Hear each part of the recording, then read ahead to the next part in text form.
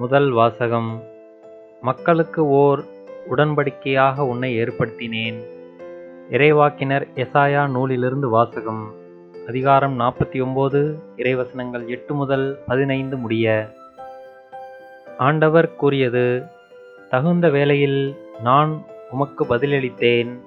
விடுதலை நாளில் உமக்கு துணையாய் இருந்தேன்.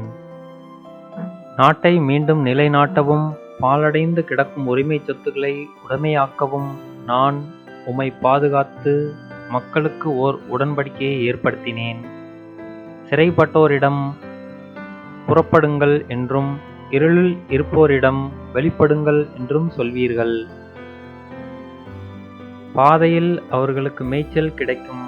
வறண்ட குன்றுகள் அனைத்திலும் பசும் புல்வெளிகளை காண்பர். அவர்கள் பசியடையார், தாகமுறார். வெப்பக் காற்றோ வெயிலோ அவர்களை வாட்டுவதில்லை. ஏனெனில் அவர்கள் மேல் கருணை காட்டுபவர் அவர்களை நடத்திச் செல்வார். அவர் அவர்களை நீரூற்றுகள் அருகே வழிநடத்துவார். என் மலைகள் அனைத்தையும் வழியாக அமைப்பேன். என் நெடுஞ்சாலைகள் உயர்த்தப்படும். இதோ இவர்கள் தொலையிலிருந்து வருவார்கள். சிலர் வடக்கிலிருந்தும், சிலர் மேற்கிலிருந்தும், சிலர் சினீம் நாட்டிலிருந்தும் வருவார்கள். வானங்களே மகிழ்ந்து பாடுங்கள். மண்ணுலகே களிகூறு. மலைகளே அக்களித்து ஆர்ப்பரியுங்கள். ஆண்டவர் தம் மக்களுக்கு ஆறுதல் அளித்துள்ளார். சிறுமையுற்ற தம் மக்கள் மீது இரக்கம் காட்டியுள்ளார். சீயோனோ, ஆண்டவர் என்னை கை நெகிழ்ந்து விட்டார், என் தலைவர் என்னை மறந்து விட்டார் என்கிறாள். பால் குடிக்கும் தன் மகளை தாய் மறப்பாளோ? கருத்தாங்கினவள் தன் பிள்ளை மீது இரக்கம் காட்டாதிருப்பாளோ? இவர்கள் மறந்திடனும் நான் உன்னை மறக்கவே மாட்டேன். இது ஆண்டவரின் அருள்வாக்கு. இறைவா, உமக்கு நன்றி. நற்செய்தி வாசகம். இறந்தோரை தந்தை எழுப்பி அவர்களை வாழ வைப்பது போல மகனும் தாம் விரும்பியவர்களை வாழ வைக்கிறார். யோவான் எழுதிய தூய நற்செய்தியிலிருந்து வாசகம். அதிகாரம் 5, இறைவசனங்கள் 17 முதல் 30 முடிய. அக்காலத்தில் இயேசு யூதர்களிடம், என் தந்தை இன்றும் செயலாற்றுகிறார், நானும் செயலாற்றுகிறேன் என்றார். இவ்வாறு அவர் ஓய்வு நாள் சட்டத்தை மீறியதோடு நில்லாமல் கடவுளை தம் சொந்த தந்தை என்று கூறி தம்மையே கடவுளுக்கு இணையாக்கியதால் யூதர்கள் அவரை கொல்ல இன்னும் மிகுந்த முயற்சி செய்தார்கள்.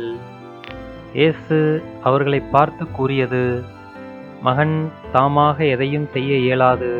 தந்தையிடம் தாம் காணும் செயல்களையே செய்ய இயலும். தந்தை செய்பவற்றை மகனும் அவ்வாறே செய்கிறார் என நான் உறுதியாக உங்களுக்கு சொல்கிறேன். தந்தை மகன் மேல் அன்பு கொண்டு தாம் செய்யும் அனைத்தையும் அவருக்கு காட்டுகிறார். இவற்றை விட பெரிய செயல்களையும் அவருக்கு காட்டுவார். நீங்களும் வியப்புறுவீர்கள்.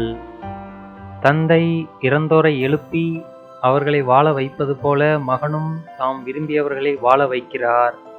தந்தை யாருக்கும் தீர்ப்பு அளிப்பதில்லை.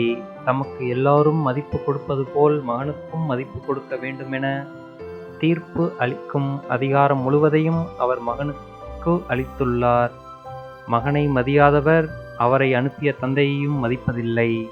என் வார்த்தையை கேட்டு என்னை அனுப்பியவரை நம்புவோர் நிலைவாழ்வை கொண்டுள்ளனர். அவர்கள் தண்டனை தீர்ப்புக்கு உள்ளாக மாட்டார்கள். ஏற்கனவே சாவை கடந்து வாழ்வுக்கு வந்துவிட்டார்கள் என உறுதியாக உங்களுக்கு சொல்கிறேன். காலம் வருகிறது, ஏன் வந்தே விட்டது. அப்போது இறைமகனின் குரலை இறந்தோர் கேட்பர். அதை கேட்போர் வாழ்வர் என உறுதியாக உங்களுக்கு சொல்கிறேன். தந்தை தாம் வாழ்வின் ஊற்றாய் இருப்பது போல மகனும் வாழ்வின் ஊற்றாய் இருக்குமாறு செய்துள்ளார். அவர் மானிட மகனாய் இருப்பதால் தீர்ப்பு வழங்கும் அதிகாரத்தையும் தந்தை அவருக்கு அளித்துள்ளார். இது பற்றி நீங்கள் வியப்புற வேண்டாம். காலம் வருகிறது, அப்போது கல்லறைகளில் உள்ளோர் அனைவரும் அவரது குரலை கேட்டு வெளியே வருவர். நல்லன செய்தோர் வாழ்வு பெற உயிர்த்தெழுவர். தீயன செய்தோர் தண்டனை தீர்ப்பு பெற உயிர்த்தெழுவர். நானாக எதுவும் செய்ய இயலாது. தந்தை சொற்படியே நான் தீர்ப்பிடுகிறேன். நான் அளிக்கும் தீர்ப்பு நீதியானது. ஏனெனில் என் விருப்பத்தை நாடாமல் என்னை அனுப்பியவரின் விருப்பத்தையே நாடுகிறேன். இது கிறிஸ்துவின் நற்செய்தி. கிறிஸ்துவே உமக்கு புகழ்.